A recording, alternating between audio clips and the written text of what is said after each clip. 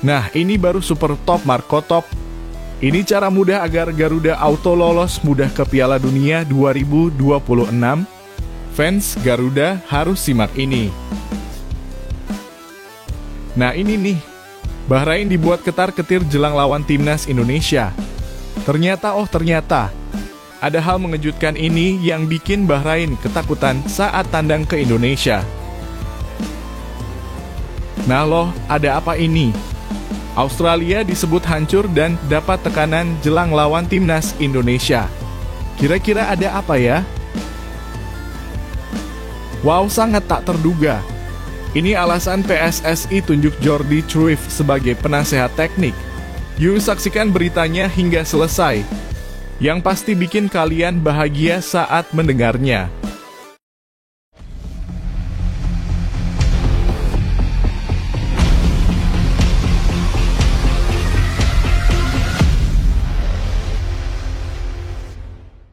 Mohon subscribe channel Timnasku Indonesia agar tidak ketinggalan informasi Timnas Indonesia.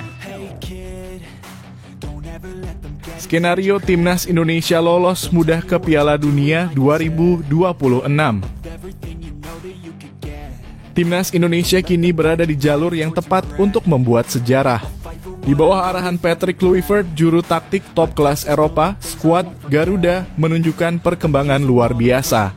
Katakanlah seakan menjadi hal yang mustahil dan peluang lolos otomatis ke Piala Dunia 2026 semakin terbuka lebar. Setelah kemenangan mengejutkan atas Arab Saudi 2-0 pada 19 November 2024 lalu, harapan timnas Indonesia untuk tampil di ajang sepak bola terbesar dunia kembali hidup. Kemenangan ini membuat Indonesia mengoleksi 6 poin dan berada di posisi ketiga klasemen, sementara grup C kualifikasi Piala Dunia 2026 zona Asia putaran ketiga. Dengan poin yang sama dengan Arab Saudi, Bahrain, dan Cina, persaingan di grup ini menjadi sangat ketat. Jepang masih kokoh di puncak klasemen dengan 16 poin, disusul Australia di posisi kedua dengan 7 poin. Perlu diketahui hanya 2 tim teratas dari setiap grup yang berhak lolos langsung ke Piala Dunia 2026, sementara tim peringkat ketiga dan keempat masih memiliki kesempatan melalui jalur playoff. Timnas Indonesia masih memiliki 4 pertandingan tersisa, yakni melawan Australia dan Bahrain pada Maret 2025, serta menghadapi Cina dan Jepang pada Juni 2025. Jika timnas Indonesia mampu mengalahkan Australia, Bahrain, dan Cina, maka tambahan 9 poin akan membuat Indonesia memiliki total 15 poin. Jika Jepang tetap dominan dan lolos sebagai juara grup, maka hanya tersisa 1 tiket otomatis untuk diperebutkan. Jika Australia hanya menambah 7 poin dari 4 laga tersisa, mereka tidak akan bisa mengungguli Indonesia. Begitu juga dengan Arab Saudi, Bahrain, dan Cina yang maksimal hanya bisa menambah 8 poin. Dengan skenario ini, tidak ada dari ketiga tim tersebut yang bisa mengejar poin Indonesia. Jika semua kondisi ini terpenuhi, maka timnas Indonesia akan finish sebagai runner-up grup dan lolos otomatis ke Piala Dunia 2026 bersama Jepang. Jika Indonesia gagal finish di 2 besar, masih ada jalur lain untuk tetap berjuang. Skuad Garuda harus menargetkan finish di posisi ketiga atau keempat agar bisa melaju ke putaran keempat kualifikasi. Untuk itu, tambahan minimal 6 poin dari 4 laga tersisa sudah cukup untuk membawa Indonesia ke tahap berikutnya. Tentu saja, skenario ini bukan sesuatu yang mudah. Mengalahkan Australia, Bahrain, dan Cina memerlukan kerja keras, fokus tinggi, serta strategi jitu dari Patrick Kluivert dan anak asuhnya. Namun dengan mentalitas yang semakin kuat, timnas Indonesia memiliki peluang besar untuk mewujudkan impian ini. Sekarang giliran kalian. Apakah kalian optimis dengan peluang timnas Indonesia lolos otomatis ke Piala Dunia 2026? Atau mungkin punya skenario lain yang lebih realistis? Tulis pendapat kalian di kolom komentar.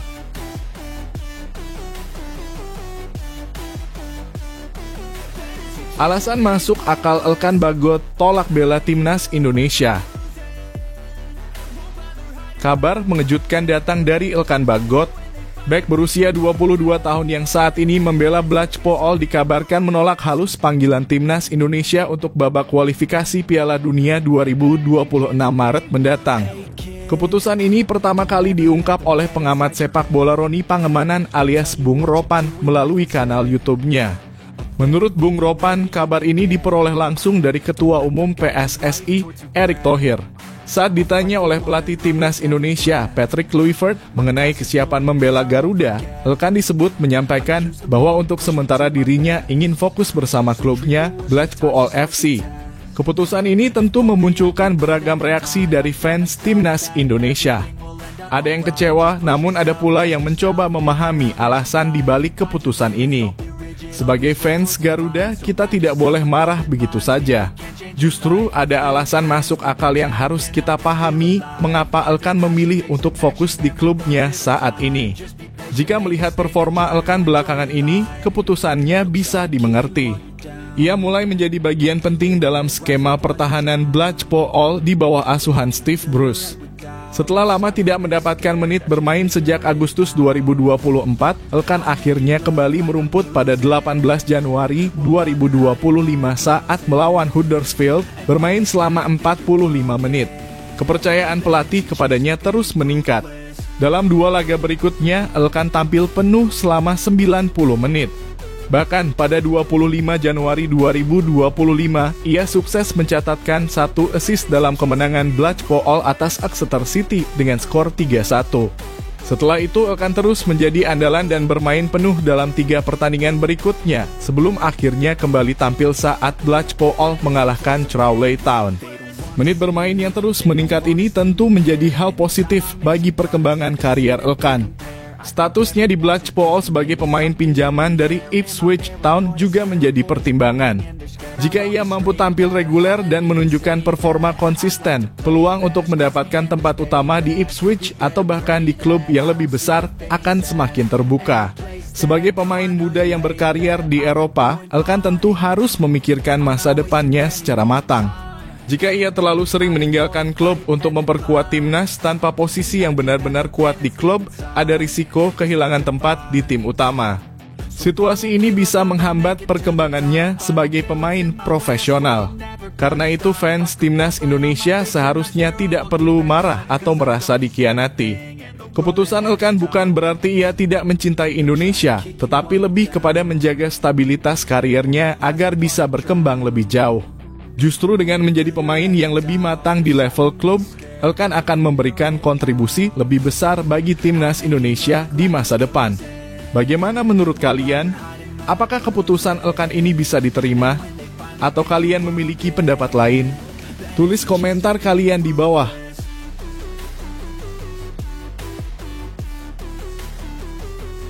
Bahrain dibuat ketar-ketir jelang lawan Timnas Indonesia.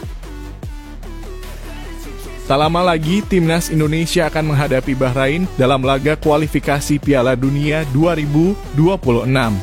Pertemuan ini menjadi sorotan utama, mengingat pada pertemuan sebelumnya terdapat kontroversi yang membuat Timnas Garuda dirugikan. Namun, kali ini situasi tampaknya berbeda, yang membuat Bahrain harus ketar-ketir sebelum bertandang ke Indonesia. Salah satu alasan utama Bahrain harus waspada adalah karena Timnas Indonesia kini ditangani oleh pelatih baru. Pergantian pelatih ini tentu membawa angin segar bagi Garuda, terutama dalam hal strategi dan pola permainan. Jika sebelumnya Bahrain cukup percaya diri menghadapi Indonesia, kini mereka harus menyesuaikan diri dengan taktik baru yang diterapkan pelatih Timnas Indonesia. Dengan peningkatan performa para pemain serta strategi yang lebih matang, tidak menutup kemungkinan Bahrain akan kesulitan dalam menghadapi Garuda di kandangnya sendiri. Selain itu, kabar mengejutkan datang dari AFC. Kali ini AFC memastikan bahwa laga antara Indonesia dan Bahrain tidak akan dipimpin oleh wasit asal Timur Tengah. Keputusan ini tentu menjadi kabar baik bagi Timnas Indonesia dan pendukungnya. Seperti yang diketahui pada pertemuan sebelumnya, Indonesia sempat dirugikan oleh keputusan kontroversial wasit Ahmed Alkaf asal Oman. Keputusannya yang memberikan tambahan waktu hingga 9 menit secara tidak wajar membuat Bahrain berhasil menyamakan kedudukan di menit akhir. Namun untuk laga kali ini, AFC menunjuk wasit asal Tajikistan Sadullah Gomurodi untuk memimpin pertandingan. Ini tentu memberikan kelegaan bagi para pendukung Timnas Indonesia. Sadullah Gomurodi bukanlah wasit sembarangan. Ia merupakan wasit FIFA dengan jam terbang tinggi dan dikenal memiliki keputusan yang tegas dalam pertandingan. Bahkan ia pernah memimpin laga Indonesia melawan Vietnam di Piala Asia 2023 dan memberikan penalti yang menjadi gol kemenangan bagi Indonesia. Tidak hanya itu, ia juga memberikan kartu merah kepada pemain Vietnam yang melakukan pelanggaran keras terhadap Marcelino Ferdinand. Dengan rekam jejak seperti ini, diharapkan laga melawan Bahrain nanti bisa berjalan dengan lebih adil dan tanpa kontroversi. Situasi ini jelas memberikan tekanan besar bagi Bahrain. Mereka bukan hanya harus menghadapi timnas Indonesia yang semakin berkembang, tetapi juga harus bertanding di bawah kepemimpinan wasit yang netral. Hal ini tentu membuat mereka kehilangan keuntungan yang mungkin pernah mereka dapatkan pada pertemuan sebelumnya. Selain itu, atmosfer stadion di Indonesia yang selalu penuh dukungan dari supporter Garuda akan menjadi tantangan tersendiri bagi tim tamu. Menarik untuk ditunggu bagaimana jalannya pertandingan nanti. Apakah timnas Indonesia bisa memanfaatkan situasi ini untuk meraih kemenangan? Ataukah Bahrain akan memberikan kejutan di Jakarta? Bagaimana menurut kalian? Yuk, tuliskan pendapat kalian di kolom komentar.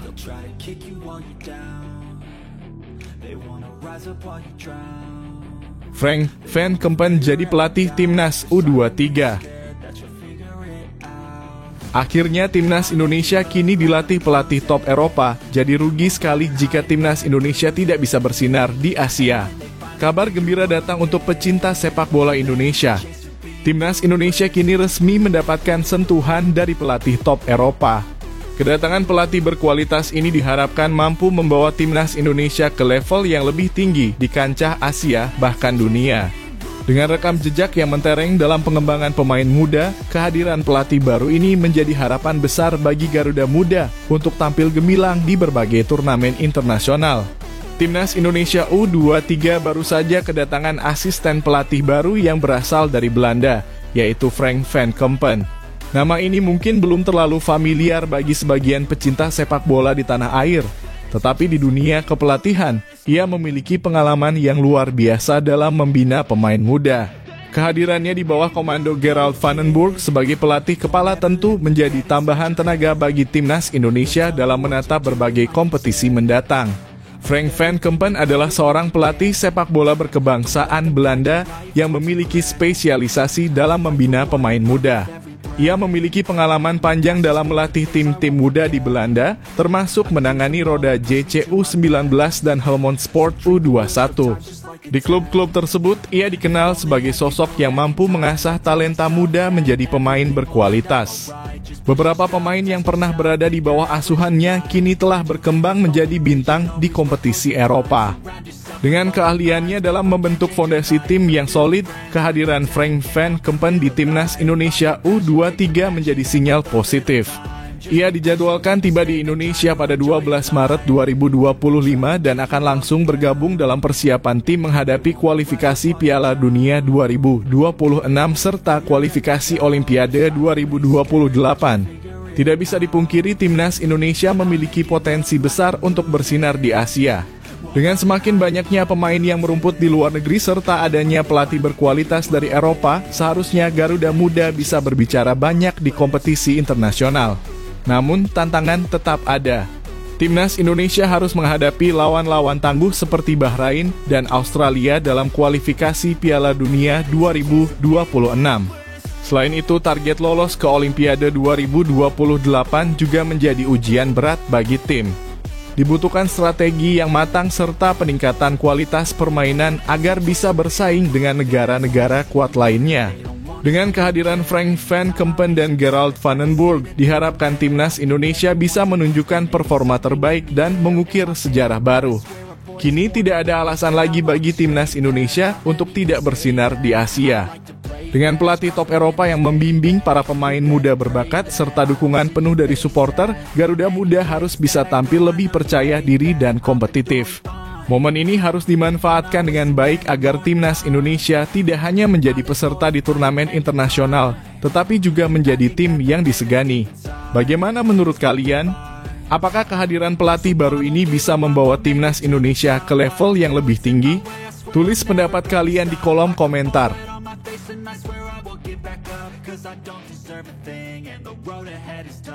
Penyerang ganas Liga Jepang siap perkuat Timnas Indonesia. Timnas Indonesia kembali mendapat kabar baik dengan munculnya minat seorang striker dari Liga Jepang yang bersedia memperkuat skuad Garuda.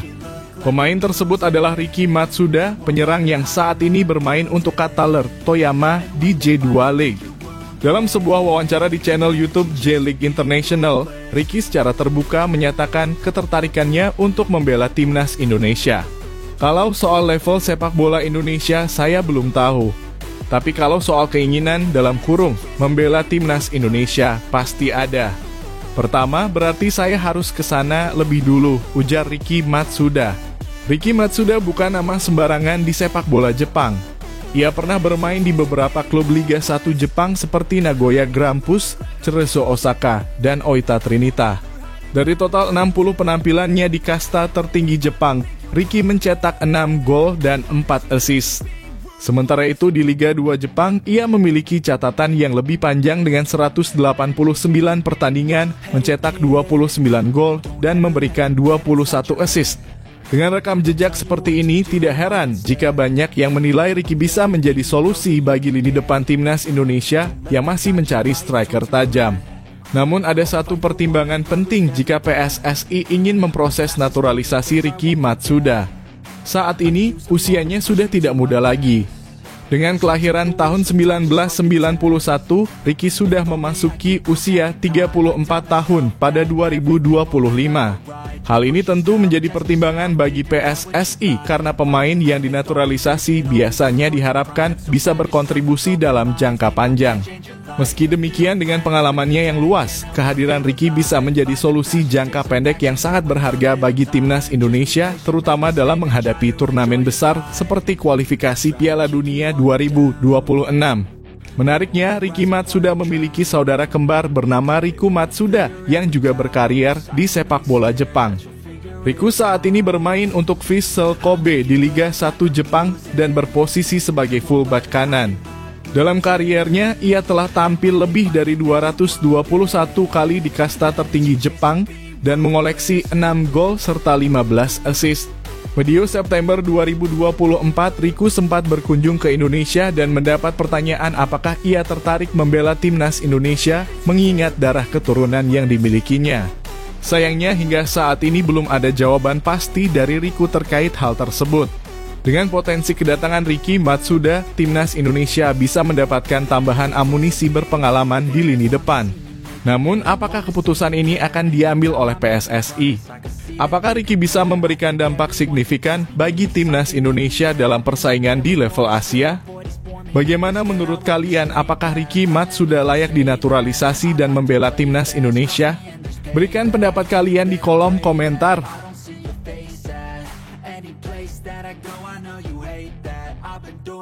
Belum juga bermain, media Australia sebut Sochero Os hancur dan dapat tekanan. Media Australia kembali menyoroti tekanan yang dialami Timnas Australia menjelang laga melawan Timnas Indonesia di kualifikasi Piala Dunia 2026 zona Asia. Sochero Os yang akan menjamu skuad Garuda pada 20 Maret 2025 di Sydney Football Stadium. Disebut-sebut dalam kondisi yang tidak ideal setelah gagal meraih kemenangan di laga sebelumnya. Sebagai salah satu kekuatan besar di Asia, Australia diharapkan mampu tampil dominan. Namun hasil kurang memuaskan di beberapa pertandingan terakhir membuat mereka mendapat tekanan besar dari publik dan media lokal. Salah satu momen yang menjadi sorotan adalah ketika mereka ditahan imbang oleh Bahrain dengan skor 2-2 pada 19 November 2024. Hasil tersebut semakin menambah tekanan bagi tim asuhan Toni Popovic, terutama setelah Timnas Indonesia berhasil meraih kemenangan 2-0 atas Arab Saudi di pertandingan yang sama. Salah satu media ternama Australia, Courier Mail, menyebut bahwa Sochero Os sedang berada dalam kondisi yang tidak stabil dan menghadapi situasi sulit dalam upaya mereka lolos ke Piala Dunia 2026. Dalam artikelnya, media tersebut menyoroti bagaimana Australia menyia-nyiakan banyak peluang dan malah harus kebobolan 2 gol yang membuat mereka kehilangan kesempatan meraih 3 poin penuh. Tim Socheroos hancur berantakan dalam situasi yang membuat kualifikasi Piala Dunia mereka berada di ujung tanduk, tulis Courier Mail dalam salah satu laporannya. Tim Tony Popovic menyia-nyiakan peluang yang tak terhitung jumlahnya sebelum kegilaan selama 2 menit mengguncang tim Australia dalam pertandingan grup tahap ketiga mereka melawan Bahrain di Rifah. Tambah laporan tersebut, saat ini Australia berada di posisi kedua grup C dengan koleksi 7 poin, hanya unggul 1 poin dari Indonesia, Arab Saudi, Bahrain, dan Cina. Sementara itu Jepang masih kokoh di puncak klasemen dengan 16 poin, meninggalkan pesaing-pesaing lainnya dalam persaingan ketat. Dengan situasi ini, tekanan yang dialami Australia tentu bisa menjadi keuntungan bagi timnas Indonesia. Jika Socheroos tidak mampu mengatasi tekanan dari fans dan media, mental para pemain mereka bisa terganggu. Hal ini tentu bisa dimanfaatkan oleh skuad Garuda yang kini semakin kuat dengan kehadiran sejumlah pemain naturalisasi berkualitas Eropa seperti Maarten Paes, Mads Hilgers, Jay Itzes, hingga Ole Romein. Apakah timnas Indonesia bisa kembali memberikan kejutan dan menambah tekanan bagi Australia? Semua mata kini tertuju pada laga krusial ini. Bagaimana menurut kalian? Apakah Indonesia bisa meraih hasil positif di Sydney? Tulis pendapat kalian di kolom komentar.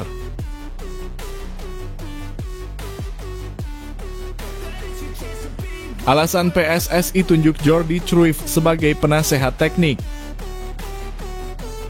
PSSI resmi mengumumkan kedatangan Jordi Cruyff sebagai penasihat teknik timnas Indonesia. Langkah ini langsung memicu berbagai spekulasi, terutama terkait peran Jordi dalam strategi besar PSSI. Salah satu isu yang ramai diperbincangkan adalah kemungkinan Jordi akan membantu menarik pemain keturunan Belanda agar bersedia dinaturalisasi.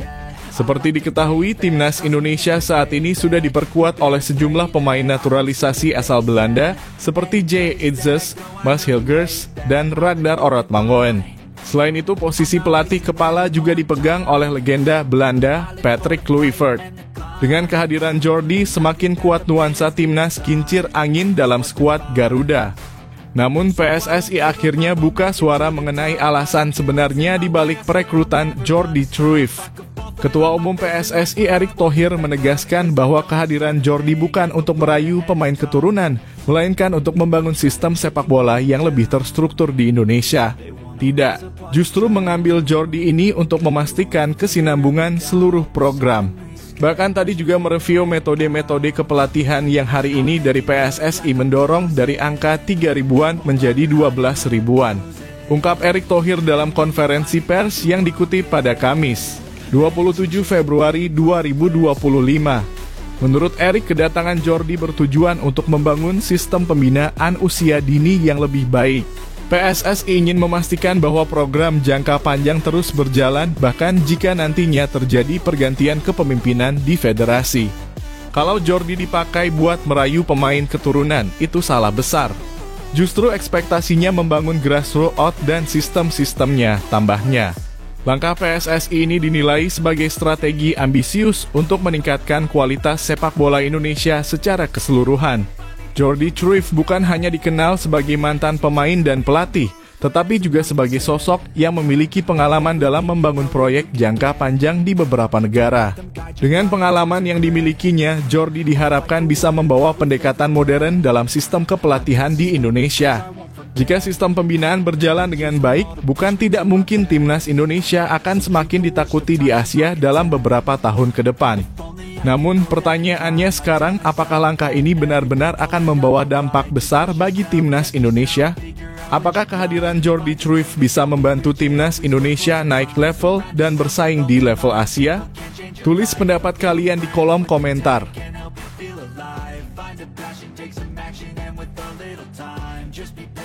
Miliano Jonathans komentar hadirnya Patrick Kluivert di timnas Indonesia. Nama Miliano Jonathans kembali mencuri perhatian setelah komentarnya tentang kehadiran Patrick Kluivert di timnas Indonesia. Pemain muda berbakat yang kini membela FC Utrecht itu memang menjadi salah satu incaran PSSI untuk memperkuat lini serang skuad Garuda. Miliano yang baru berusia 20 tahun saat ini tengah fokus berkarier di Belanda. Setelah mencatatkan 11 gol dan 4 assist dalam 18 pertandingan bersama Vitesse musim lalu, kini ia berusaha menembus tim utama Utrecht. Meski begitu, darah Indonesia yang mengalir dari sang ayah membuatnya menjadi salah satu pemain yang potensial dinaturalisasi. Dalam sebuah wawancara, Miliano mengakui bahwa komunikasi dengan PSSI telah berlangsung sejak beberapa waktu lalu. Namun ia masih ingin berfokus pada kariernya di Eropa sebelum mengambil keputusan besar terkait masa depannya di level internasional. Percakapan dengan PSSI melalui ayah saya dan memang berjalan positif. Akan tetapi saya masih ingin fokus di klub untuk musim ini, kata Miliano dalam wawancara yang dikutip dari Twitter Transfermarkt Indonesia. Meski belum memberikan kepastian, Miliano tetap mengikuti perkembangan timnas Indonesia, termasuk perekrutan Patrick Kluivert sebagai pelatih kepala. Kehadiran legenda sepak bola Belanda itu ditambah dengan Alex Pastoor dan Denny Lanza sebagai asisten, disebut-sebut sebagai strategi PSSI untuk menarik minat pemain keturunan agar membela Indonesia. Terkait hal ini, Miliano memberikan komentarnya. Saya senang melihat staf kepelatihan dari Belanda di timnas Indonesia. Akan tetapi saya masih belum memutuskan untuk sekarang, ujarnya. Komentar Miliano ini tentu menjadi sorotan. Apakah kehadiran Patrick Kluivert bisa menjadi faktor penentu bagi pemain keturunan seperti dirinya untuk memilih Indonesia? Ataukah mereka masih berharap mendapat kesempatan membela timnas Belanda? Saat ini PSSI memang tengah berupaya memperkuat timnas dengan pemain-pemain keturunan berkualitas. Beberapa nama lain yang sedang dipantau adalah Emil Audero, Joy Pelupes, dan Dean James. Jika Miliano akhirnya memutuskan bergabung, maka lini serang timnas Indonesia akan semakin tajam dengan kehadirannya. Namun, keputusan akhir tetap ada di tangan sang pemain. Akankah Miliano Jonathans akhirnya memilih Garuda atau tetap bertahan dengan ambisinya di Eropa? Bagaimana menurut kalian? Apakah Miliano cocok untuk timnas Indonesia? Tulis pendapat kalian di kolom komentar.